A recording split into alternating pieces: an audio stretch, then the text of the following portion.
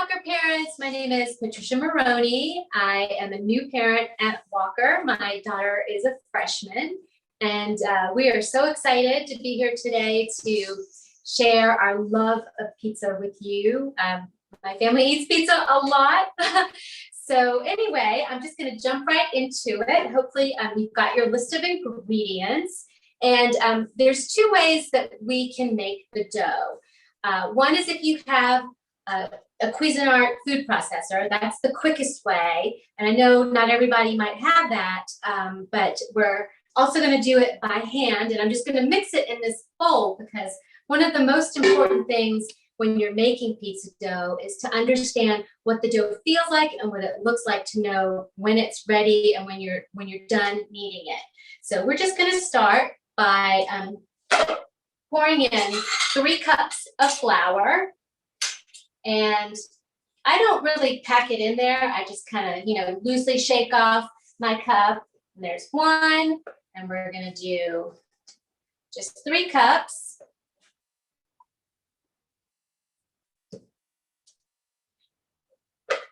Okay, and then the next important ingredient is instant yeast. I know a lot of you have probably cooked with other, bread recipes that require yeast, and you get those little packets and you have to heat up the water to a specific temperature and then wait 10 minutes for it to bubble up. And sometimes the yeast works and sometimes it doesn't. Sometimes the yeast packet is already dead. Well, you don't have to buy those yeast packets. You can just get instant yeast. And this is my actual favorite. It's called Safe Instant. But at the grocery store, in the baking aisle, and it's usually on the top shelf, you can get other yeast. I think Fleischmann's, if I'm pronouncing it correctly, makes an instant yeast. Bread yeast for bread machines also works just fine. So you just get 2 teaspoons. And the great thing about the instant yeast is that you don't have to proof it. You don't have to heat up the water. You don't have to worry about it being at a specific temperature. You don't have to worry about, is my yeast still alive or dead? It works perfectly every time. So just dump in 2 teaspoons of the instant yeast, and then 1 teaspoon of salt. And at this point, all I do is just kind of, mix that all in. It doesn't have to be perfect. Just blend it all in. And then what I'm going to do is I'm going to create like a little well in the center of my flour mixture. We're going to heat up 1 cup of water in the microwave just for 1 minute.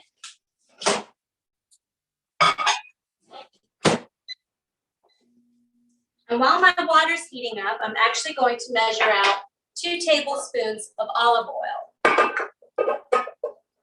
Now I've got this nice little cup-looking thing that measures out tablespoons, but you can just use your regular measuring spoon. And what the olive oil does is you'll see once we start to knead this dough, is that it gives the dough a really nice texture and makes it really easy to roll out into the size and the shape of the pizza. I'm just going to go ahead while my water's warming up and dump in the center of my well, the olive oil. And in about 20 seconds, my water should be ready. This is where a well-timed joke comes in.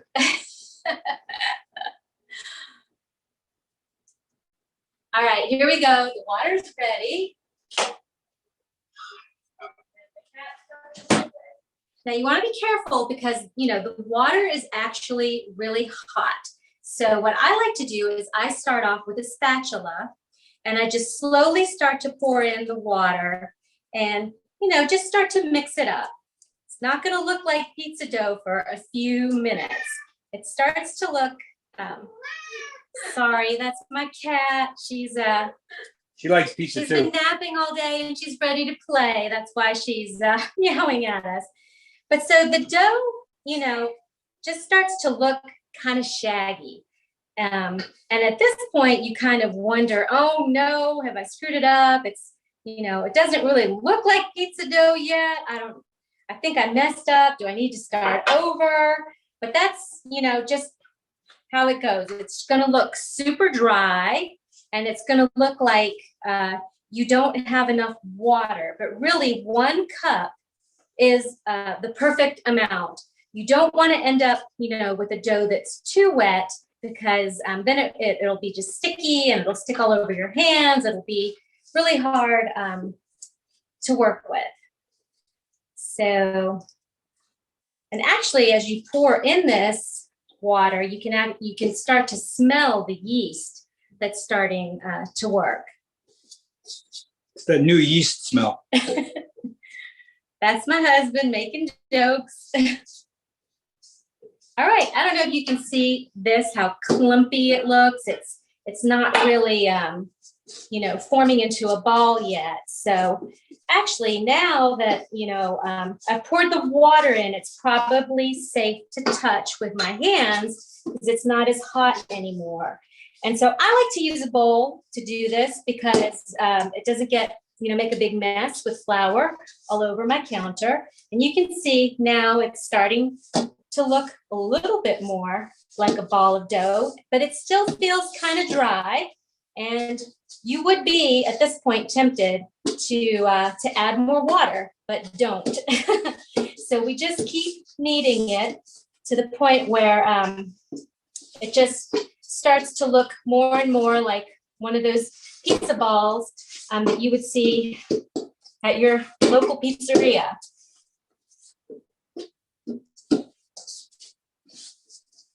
Now, I'm sure you have probably seen some pizza videos on YouTube or maybe even on the TV where they say you have to knead this for about 10 minutes. I have not found that it takes 10 minutes to knead all of this. So now what I'm going to do is I'm going to get rid of my bowl because I have a better looking ball of dough. It still feels slightly crumbly. And now I'm just going to push the dough away. I don't know if you can see the action I'm doing with my hands, but you kind of pull it towards you and push it away with the heels of your hand. And you just keep doing this. You could actually recruit your kids to come help knead the dough, because pretty soon what you will see is that crumbly ball of dough is going to turn into this really nice, slick, and supple piece of pizza dough. Is that where the term needy comes from? I don't know, but I can see I got it on my shirt. Looks good on you, though. All right. So my handy cameraman over here is going to zoom in to show you how pretty this ball of dough looks like now. So before you know it, before you give up, because you will feel like giving up at first when you think it's all dry and crumbly, you end up with a really nice piece of pizza dough.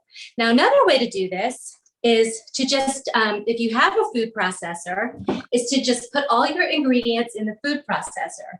And so what I do then is I just put in all my dry ingredients first, and then I close the lid, and through the chute, I pour in the water and the olive oil while running the food processor. And you just let it run until literally it forms a ball of dough. It'll just spin and spin and spin, and you will see all the dough come together. And then all of a sudden, you'll see this big ball of dough circling around. And I don't even think it takes 2 minutes when you do it in the food processor. So now that I have this ball of dough, I like to let it just sit for a little bit. You don't have to, but what you'll see is while this rests, it will start to grow and it'll get really big. And then when you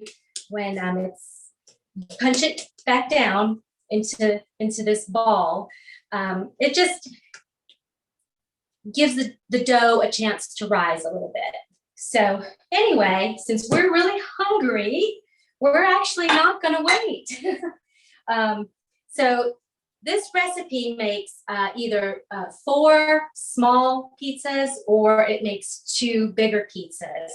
I personally feel if you're not used to rolling out dough and making pizzas, that it's easier to work with the smaller pizzas. So that's what we're gonna do. And what I do is I just cut this up into 4 equal pieces. And again, you always want to, you know, keep it like a little ball. And also cover it so that the dough doesn't dry out. But okay, here's the pizza that we're gonna make. Now, we make pizza all the time, so we have all the little gadgets that we need to make pizza. I don't know if you don't have a rolling pin, I'm gonna show you really quickly what you can do just by hand to stretch out your pizza. So what I like to do is my ball has now, I've kind of mashed it out into a disc, and I just kind of, you know, flatten it out to be a nice little disc. And then what I do is I just turn it and pull it, and I just kind of let gravity do all the work for me. You don't want to pull or tug too much because you'll poke a hole in your dough. And then every now and then I just kind of, you know, flatten it out again, and also just keep letting gravity do its work as it pulls this into a bigger little pizza. So right now, I'm just, for the best interest of time, gonna roll out my dough.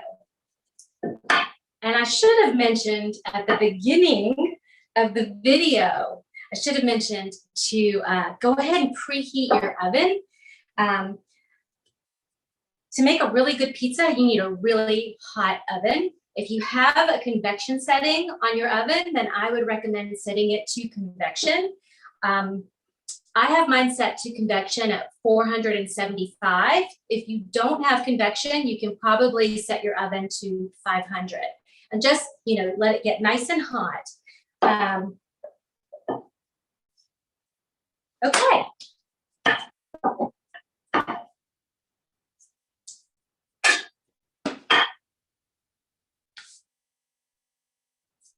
All right, well, so I take my dough, and I like to use a sheet of parchment paper in my pan. You don't have to.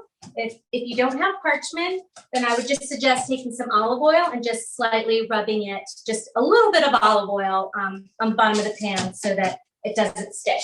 So there's your dough. Now, here's my other little secret.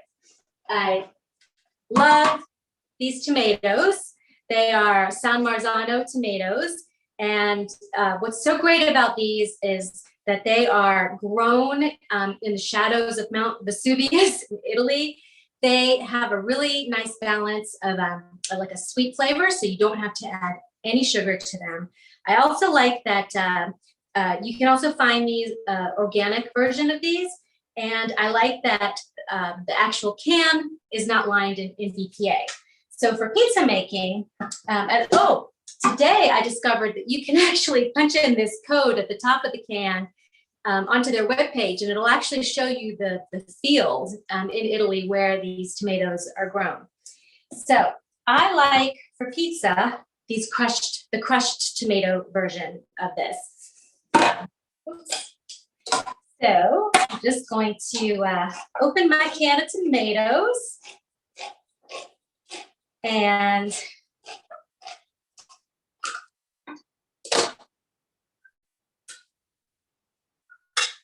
I just use a regular old little spoon. And believe it or not, this is all you need. You don't need to add salt. There's plenty of salt in your cheese. These tomatoes just taste so good just as is.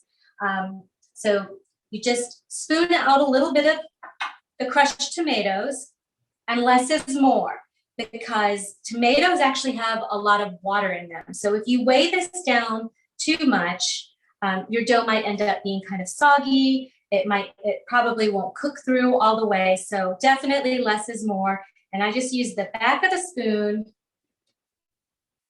to just spread this out.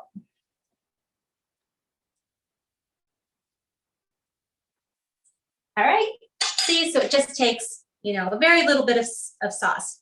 I'll be right back. I gotta get my cheese. I forgot to get the cheese out.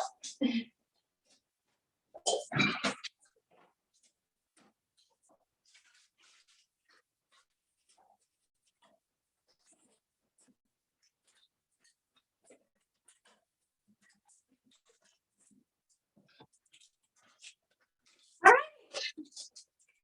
These are my favorite cheeses. Really, any mozzarella will do.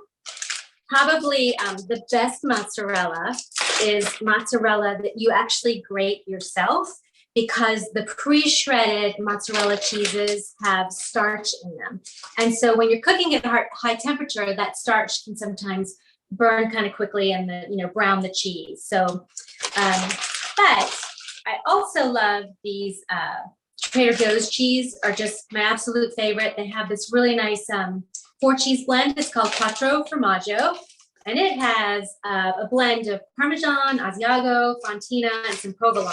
Gesundheit. All right.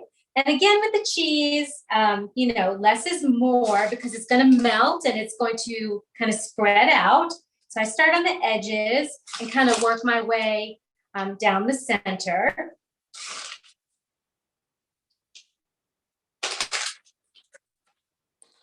And then I also like to add just a little bit of extra Parmesan cheese. And, you can really add any other toppings that you want. That's not joke cheese.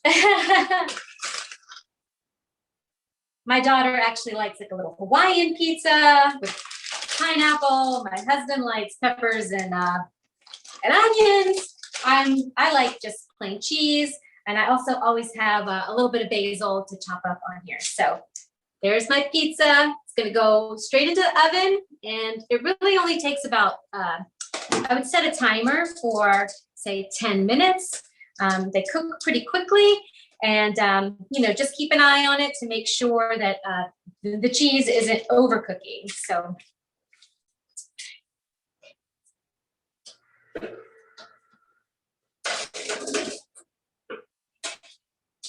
All right, so there you have it. I don't know how long we've been on. I think we've only been on for about 15 minutes.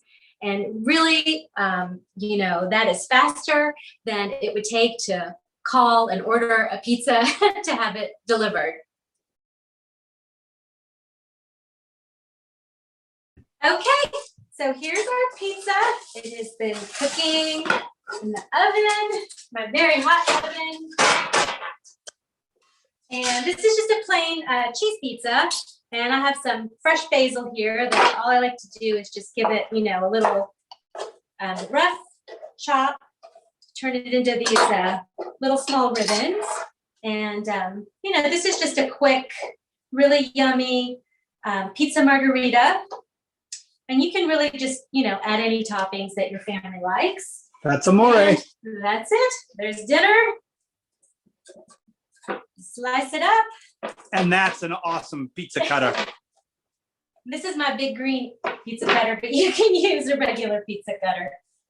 All right, there you have it. Bon appetit.